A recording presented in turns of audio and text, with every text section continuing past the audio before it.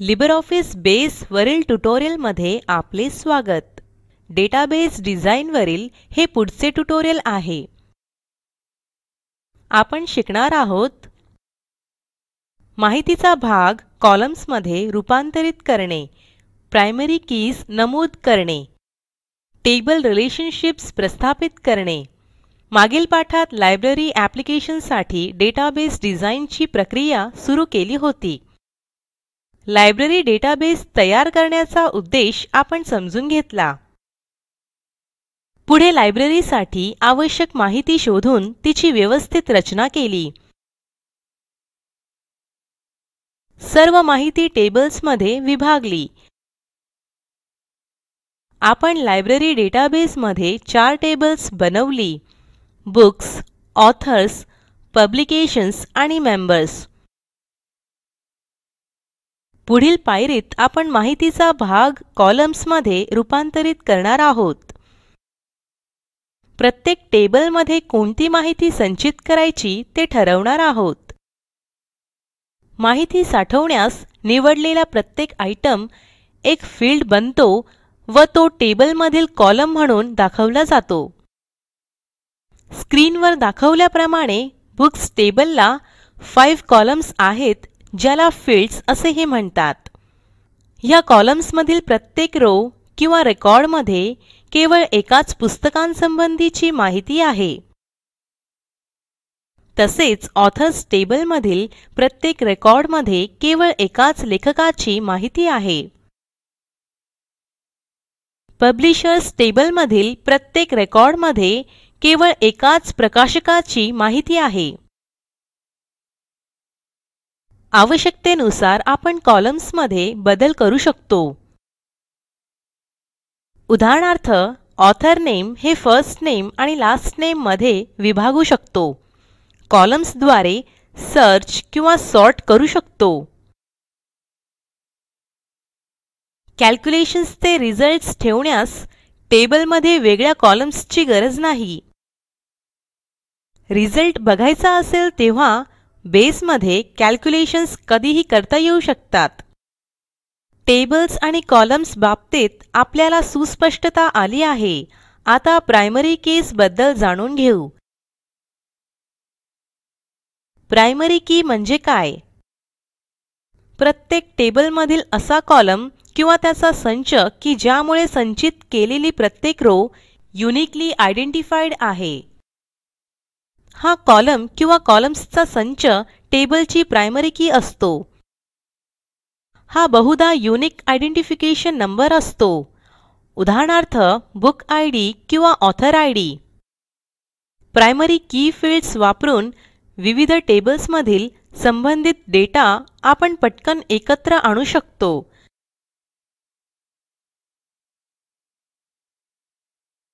Primary की मध्ये duplicate values असू शकत नाहीत. उदाहरणार्थ माणसांची नावे प्रायमरी की असू शकत नाही, कारण नावे युनिक नसतात. एकाच टेबलमध्ये सारखेच नाव असणाऱ्या 2 व्यक्ती असू शकतात. प्रायमरी कीला नेहमी व्हॅल्यू असावीच लागते. जर ती रिकामी किंवा नल असेल तर ते फील्ड प्रायमरी की ठरवता येणार नाही. कॉलम ऑटो नंबर म्हणून सेट केल्याने प्रायमरी की कॉलम मध्ये व्हॅल्यू असेलच याची खात्री देता येते. बेस यातील व्हॅल्यू आपोआप जनरेट करतो. स्क्रीनवर दाखवल्याप्रमाणे टेबल्स साठी प्रायमरी कीज सेट करू शकतो.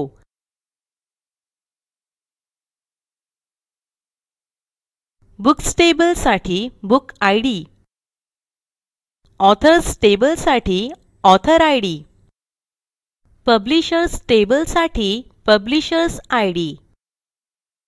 तसेच येथे दाखवले नसले तरी मेंबर्स टेबल साठी मेंबर आयडी ही प्रायमरी की असेल. टेबलमध्ये प्रायमरी की सेट केल्याने आपल्याला एंटिटी इंटिग्रिटी मिळते. एंटिटी इंटिग्रिटी मुळे टेबलमध्ये डुप्लिकेट रेकॉर्ड्स नसल्याची खात्री देता येते. तसेच रेकॉर्ड आयडेंटिफाय करणारे फील्ड युनिक आहे आणि रिकामे नाही याची खात्री देता येते. 3 टेबल्समधील प्रायमरी कीज मुळे त्यांच्यामध्ये आपण संबंध प्रस्थापित करून ती एकत्र करू शकतो. बेस ह्या संकल्पनेवर आधारित असल्यामुळे बेसला रिलेशनल डेटाबेस मॅनेजमेंट सिस्टम संक्षिप्त रूपात RDBMS म्हणतात. रिलेशनशिप्सचे काही प्रकार पाहू. प्रथम वन टू मेनी रिलेशनशिप पाहू. येथे दाखवल्याप्रमाणे बुक्स आणि ऑथर्स टेबल्सचा विचार करू. पुस्तक केवळ एका लेखकाने लिहिलेले असते. काही वेळा एकाच पुस्तकाचे 2 किंवा अधिक सहलेखक असतात. आपल्या उदाहरणात मात्र प्रत्येक पुस्तकाचा एकच लेखक आहे असे मर्यादित ठेवणार आहोत. आपल्या उदाहरणात पुढे एका लेखकाची अनेक पुस्तके असू शकतात. ऑथर्स टेबलमध्ये दिसत असलेल्या एका लेखकाची अनेक पुस्तके बुक्स टेबल दाखवलेली असू शकतात. अशा प्रकारे ही वन टू मेनी रिलेशनशिप आहे आणि हे लायब्ररी डेटाबेस मध्ये दाखवण्यासाठी ऑथर्स टेबलमधील ऑथर आयडी ही प्रायमरी की घेऊन ती बुक्स टेबल मध्ये समाविष्ट करू. बुक्स टेबलमधील ऑथर आयडीला फॉरेन की म्हणतात. पब्लिशर्स टेबलमधील पब्लिशर आयडी ही प्रायमरी की बुक्स टेबलमध्ये समाविष्ट केल्यावर फॉरेन की होईल. कॉलम किंवा कॉलम्सचा संच शेअर केल्यावर आपण डेटाबेसमध्ये वन टू मेनी रिलेशनशिप्स दाखवू शकतो. फॉरेन कीज द्वारे टेबल रिलेशनशिप्स प्रस्थापित करता येते. रिलेशनशिप प्रस्थापित करण्यासाठी एका टेबलची प्रायमरी की ही दुसऱ्या टेबलची फॉरेन की म्हणून दाखवता येऊ शकते. याद्वारे आपल्याला रेफरन्शियल इंटिग्रिटीची खात्री देता येते. म्हणजेच टेबलमधील प्रत्येक फॉरेन कीची व्हॅल्यू ही संबंधित टेबल्सच्या प्रायमरी कीशी जुळली पाहिजे. आता मेनी टू मेनी रिलेशनशिप पाहू. त्यासाठी टेबल डिझाइन वर जाऊ. अनेक प्रती उपलब्ध आहे असे समजून एक पुस्तक कितीही लायब्ररीच्या सदस्यांना देता येऊ शकते. तसेच पुस्तकांच्या उपलब्धतेनुसार सदस्य कितीही पुस्तके घेऊ शकतात. हे अनेक पुस्तके अनेक सदस्यांना दिल्याचे उदाहरण आहे. हे मेनी टू मेनी रिलेशनशिप दाखवत आहे. आपल्या डेटाबेसमध्ये मेनी टू मेनी रिलेशनशिप दाखवण्यासाठी बुक्स इश्यूड टेबल हे तिसरे टेबल तयार केले आहे, ज्याला जंक्शन टेबल ही म्हणता येईल. येथे बुक्स आणि मेंबर्स या प्रत्येक टेबलमधील प्रायमरी कीज बुक्स इश्यूड टेबलमध्ये समाविष्ट करणार आहोत. बुक्स इश्यूड टेबल सदस्याला दिल्या गेलेल्या प्रत्येक पुस्तकाची नोंद ठेवेल. अशा प्रकारे तिसरे जंक्शन टेबल बनवून मेनी टू मेनी रिलेशनशिप दाखवू शकतो. शेवटी वन टू वन रिलेशनशिप पाहू.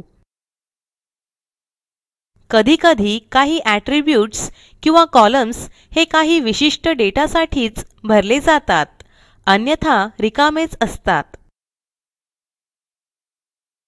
समजा केवळ एकाच लेखकाचा वेबसाईट ॲड्रेस आहे आणि इतरांचा नाही. ऑथर्स टेबलमधील नवा वेबसाईट कॉलम जवळजवळ रिकामा असल्यामुळे डिस्क स्पेस वाया जाते. हा कॉलम नव्या सप्लिमेंटल टेबलमध्ये हलू शकतो, ज्याची ऑथर आयडी हीच प्रायमरी की असेल. सप्लिमेंटल टेबल मधील प्रत्येक रेकॉर्ड हे मुख्य टेबल मधील एकाच रेकॉर्डशी संबंधित असेल. हे वन टू वन रिलेशनशिप दाखवते. आपण डेटाबेस मध्ये रिलेशनशिप्स प्रस्थापित करण्यास शिकलो. डेटाबेस डिझाइनच्या दुसऱ्या भागाच्या अंतिम टप्प्यात आहोत. आपण हे टॉपिक्स शिकलो. माहितीचा भाग कॉलम्स मध्ये रूपांतरित करणे, प्रायमरी कीज नमूद करणे, टेबल रिलेशनशिप्स प्रस्थापित करणे. स्पोकन ट्युटोरियल प्रोजेक्ट हे टॉक टू टीचर या प्रोजेक्टचा भाग आहे. यासाठी अर्थसहाय्य the national mission on education through ICT MHRD government of India यांच्याकडून मिळालेले आहे. ह्या प्रोजेक्टचे संयोजन spoken-tutorial.org ने केले आहे. यासंबंधी माहिती पुढील साईटवर उपलब्ध आहे. ह्या ट्युटोरियलचे भाषांतर मनाली रानडे यांनी केले असून मी रंजना भांबळे आपला निरोप घेते. सहभागासाठी धन्यवाद.